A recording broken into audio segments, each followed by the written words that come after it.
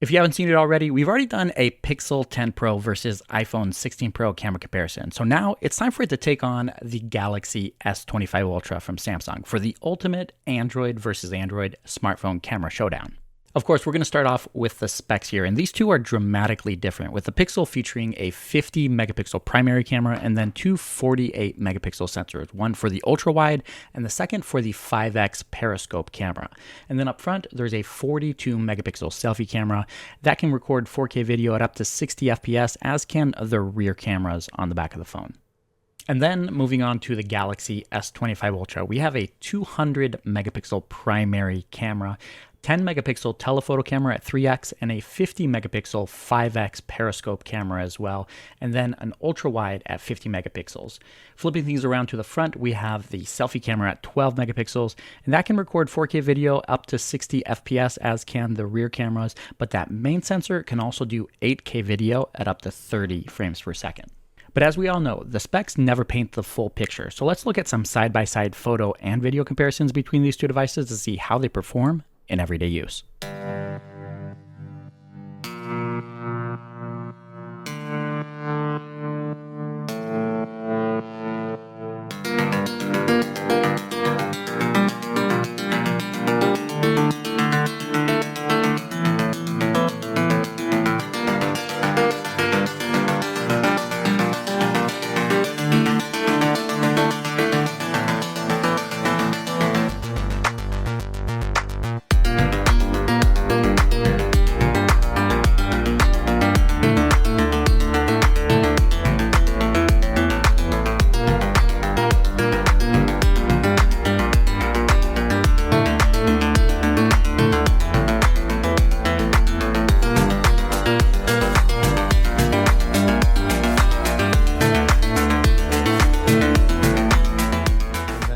Capture, we're going to start things off with the ultra wide here. Of course, recorded 4K video at 30 FPS, then bump into that main sensor. Moving from the high contrast area here with the shadows and the light, and just looking straight out onto the streetscape here. If you want to bump in closer, go all the way to 5x on both of these devices, getting in a whole lot closer than what you can with that main sensor. Then if you do want to bump in a little bit more, do a digital crop, 10x on both of these. Honestly, I think the Samsung does a little bit better job here, but let me know what you think in the comments. And then, of course, taking a look at selfie video on both of these devices. Again, the Pixel does have 4K video at up to 60 FPS, but if you do want HDR video at that frame rate, you're gonna have to go with the Samsung, because that's the only one out of these two that does offer it.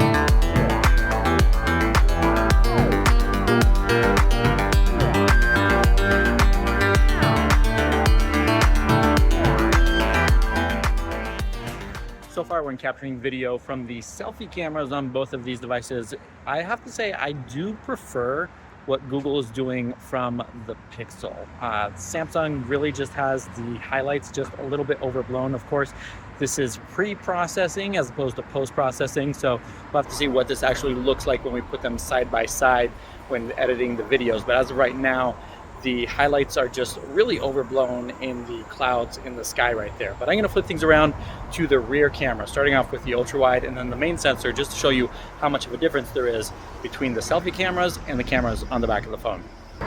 So now I've switched over to the ultra wide camera on the back of both of these devices. This is honestly the easiest one to frame yourself when capturing video with the rear cameras, just because it's a wider field of view.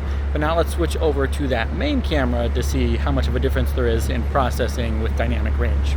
And here we go, finally on that main sensor on the back of the phone. This is always going to be the best one for capturing photos and videos of yourself if you have the option to do it. You also get that shallower depth of field just because that sensor is so much larger. But also the processing here should be a lot better with dynamic range, capturing more details and highlights and the lowlights, especially on a bright day like that.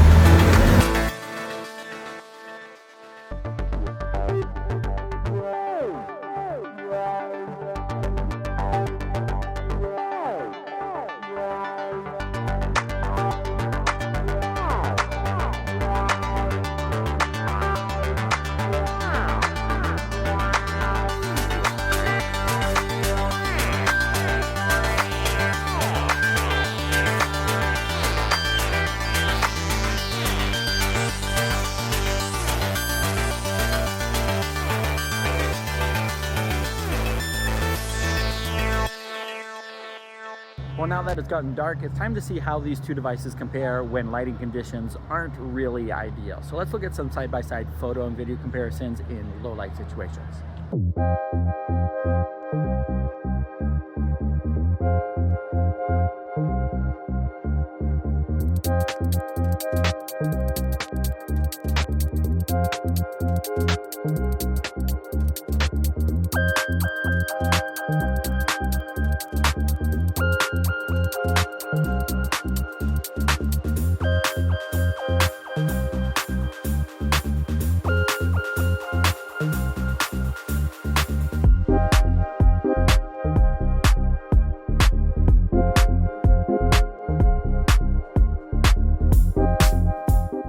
For video capture in low light with both of these devices, starting off with the ultra wide camera, moving then into that main sensor. Always going to be the best one for photos and videos, of course going to be the brightest as well in low light situations like this, and then bumping into the 5x periscope cameras on both of these, getting as close as possible to the subject. It's actually really nice to see how good both of these actually perform in low light situations. Typically with zoom cameras, you really have to, they leave a lot to be desired.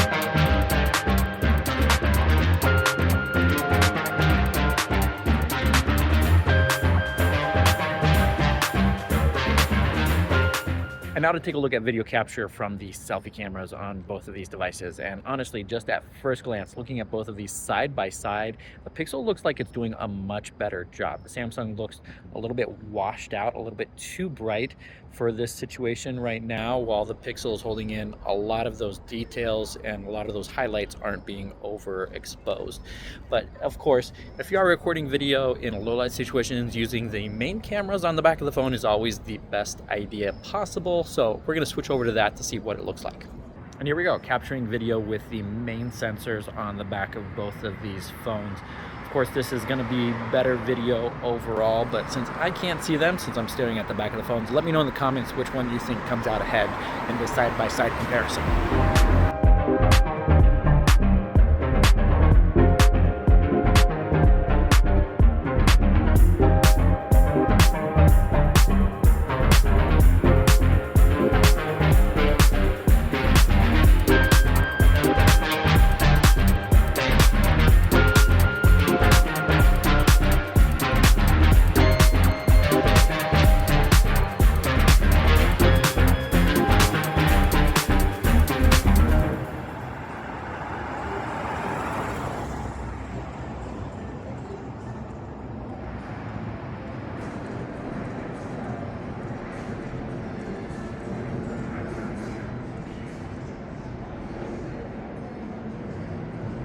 One thing that I do want to point out on these two devices, I do prefer how much wider the Pixel is when it comes to capturing videos from the selfie camera. The Samsung is punched in just a little bit closer. Like I'd have to move the phone in just slightly more to match the aspect ratio that you're getting there. But with this Pixel, you get just a little bit wider field of view, which makes it a little bit easier for framing yourself while recording video. But also if you are recording with you and someone else in the shot, you're gonna be able to fit them in just a little bit better.